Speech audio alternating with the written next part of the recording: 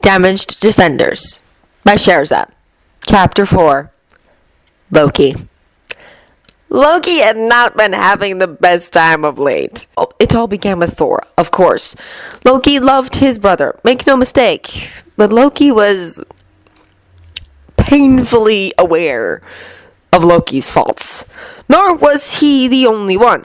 Both Loki and Frigga had remonstrated with Odin repeatedly, trying to get it through the Allfather's thick skull that Thor was not ready to rule his own bedchamber, never mind a kingdom.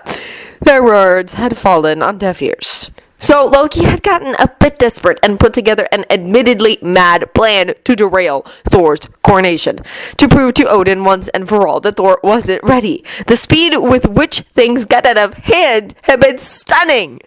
Loki had expected Thor to rant and rave and urge Odin to retaliate against the Jotuns, but he had not expected Thor to rally his cohorts and go to Jotunheim with the intent to start a war. Loki hadn't thought Thor was that thoughtless. It was there in that wasteland of ice that Loki's world had come crashing down around him. He'd known all his life that he was different. There were few Aesir men who varied from the general mold of tall, broad, muscular, and light of hair and eye. That Loki had been tall, thin, and black-haired had always been a curiosity to him, especially given that his mother was blonde and Odin had been red of hair before it had gone white with age. Further, he had always been a studious one, more interested in books than physical pursuits, and he had had a great gift with magic, both of which were seen as unfit occupations for a man in Asgard. Magic especially was frowned upon, seen as fit only for women or a coward's tool in battle.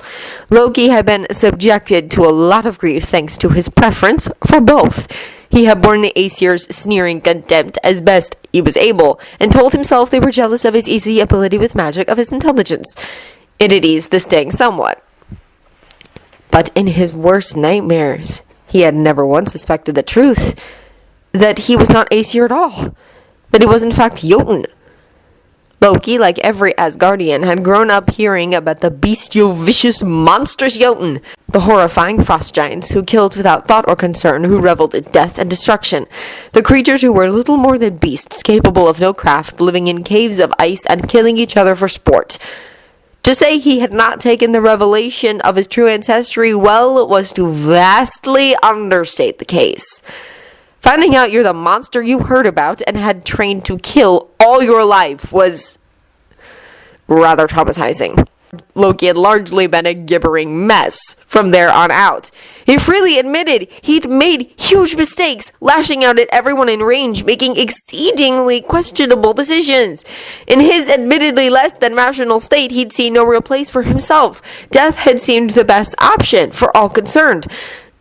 So he'd let go of Gungnir. And, of course, his situation had gone from bad to worse. He had no idea how long he'd fallen in the darkness before he'd been dragged into the Chitauri's realm. Thanos and his minions had taken no time to take advantage of Loki's less than stable mental health.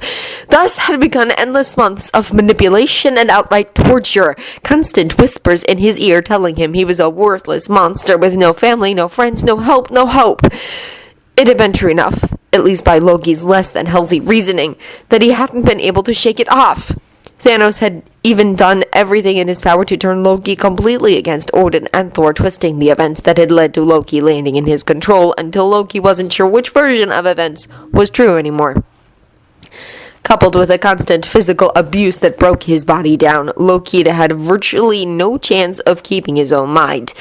And then, just to make sure he was, and would remain, Thanos' puppet, Thanos had used the spear's mind control capabilities on Loki, long before he'd sent Loki to Midgard to assist in conquering it. As a result, Loki had been a ragged, exhausted mess when he'd arrived. But Thanos had failed in one particular. As much as he had tried, Thanos hadn't been able to poison Loki against Thor completely.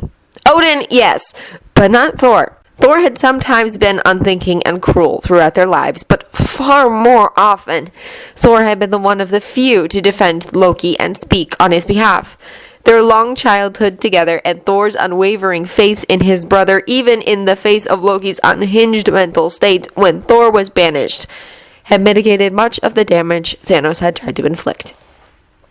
So much so that Loki had pinned his hope of salvation on his frequently unobservant big brother. He'd hoped that at some point Thor would realize something was amiss. Loki had done what he could within the confines of the brainwashing and control he'd been subjected to alert Thor to there being a problem. Ranting about ruling and freedom being a lie and otherwise staying silent had been the best he could manage. Completely unexpectedly, Thor had picked up on it with startling rapidity. He'd even thought to test if it was some sort of shenanigan Loki was pulling by trying to dispel a non-existent illusion on Loki's eyes. Clearly, Thor's banishment had changed the big lug and taught him some measure of discernment. His biggest problem was that Barton was coming with some of the mercenaries to break him out. If they succeeded, Loki knew he would end up fighting and very probably trying to kill whoever they set against him, and all chance of salvation would be lost. That none of the mercenaries or Barton had gotten as far as his cage had been a relief. Then, a few minutes after the fighting stopped, Thor came charging into the room. Loki was more than faintly amused when Thor was briefly stymied by his lack of knowledge on how the cage operated, but then Romanov showed up and opened it for him, standing guard just outside, for all the good it would do if Loki were to get past Thor. Thor hauled him to his feet, his expression somewhere between pained and hopeful. "Forgive me, brother. This is the only way." That was the only warning Loki got before Thor proceeded to punch him in the head repeatedly, while holding one of Loki's arms so that he could neither escape nor dodge the blows. Loki had just long enough to fear that Thor had decided the only way to solve the problem was to kill Loki with his bare hands before the third or fourth punch sent him reeling hard enough that he felt the stranglehold the mind control had on him loosen. At which point he realized what Thor intended. Not to kill him, but to knock him out! 2 punches later, Thor finally succeeded and Loki's world went dark. He woke shortly thereafter with a splitting headache, and with his mind his own again. He came remarkably close to collapsing in hysterical relief, clamming his mouth shut against the inane babble that wanted to pour out of him. Such was his state of mind that when Thor gathered him into something that was a cross between a hug and a cuddle, Loki neither protested nor tried to move. After a few moments, Thor shifted and gripped his chin gently, bringing Loki's head up, probably so Thor could see his eyes. The pleased expression on Thor's face was evidence something had changed. Thor's hand slid down to the base of his neck in the familiar grip he used so often on Loki, one that spoke of great affection and tenderness, even when Thor had been exasperated with Loki in the past. "Your eyes are green again," Thor said. "Are you now yourself once more, brother?" Well, that was a loaded question, wasn't it?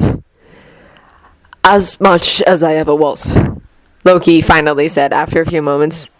"And we are not," he started. Thor cut him off. "You were not in condition to heed my words earlier, but I charge you to hear them now, brother. I care not who your dam and sire were. You could be the son of a bilge snipe for all I care. You have been and will remain my brother." Well then, there was little doubt Thor meant every word of that. Whatever Thor's faults might be, he hadn't ever been earnest and honest in his affections. If Thor said he considered Loki to still be his brother, despite his being a Jotun, he meant it. The surprise and relief of it nearly made Loki giddy. But the surprises weren't over yet, because Thor was still regarding him with earnest concern. "I have had much time to think this last year, Loki, and I have realized that I have done ill by you far too often," Thor said. "I will not beg your forgiveness, for I do not think I deserve it, but I promise you I will do all in my power not to fail you again." Then Thor smiled. "Mother charged me to convey her love and joy that you lived, if you could be made to see sense," he said. Well, damn! The big lug was determined to turn him into a gibbering mess, wasn't he? Loki had to take a couple deep breaths to keep his emotions from getting the better of him. At that point, much to his relief, Romanov intervened. "I hate to break this up, but Loki, we need to know how to shut this invasion down." "Damn. We shall go to the meeting room, and you can tell us what you know, Loki. Thor decreed, making sure Loki had his feet under him before the two of them escorted Loki out of the cage. It was a brief walk to the meeting room. Loki eyed the gathering warily, but to his surprise, the only ones who looked displeased were Fury and Barton. All the others were either neutral in expression or looked relieved. Barton walked over, scowling slightly, and stood a few feet away. I don't like you much right now, Barton growled. But I get that you weren't doing this of your own free will, so I won't hold a grudge. Since that had been more than Loki had expected to get from the man, he merely nodded his acceptance. So, Loki, how do we shut this down? Stark asked. Loki grimaced as he took a seat next to Thor. I am afraid it is too late. Breaking me from the mind control won't break the others. They will continue with their set tasks. By now, Eric Selvig has the Tesseract in position, he admitted regretfully, and I have no idea how to stop the Tesseract or close the portal. Such information was not vouchsafed to minions. And it stung that he was one. So who's behind this then? Who are we up against? Rogers wanted to know. Thanos, Loki said. Beside him, Thor jerked in alarm. I do not know if you know of him, but he's exceedingly powerful and completely insane. He courts death. He's suicidal? Romanov asked, looking faintly confused. No, death is a being whose job it is to guide the dead to the final resting places. Thanos desires this being and courts its favor by sending it gifts, Loki said. Gifts? As in dead people, Barton said. Loki nodded grimly. He has decided that Midgard's billions will be his next offering. Where is the portal going to be? Fury demanded. Over New York.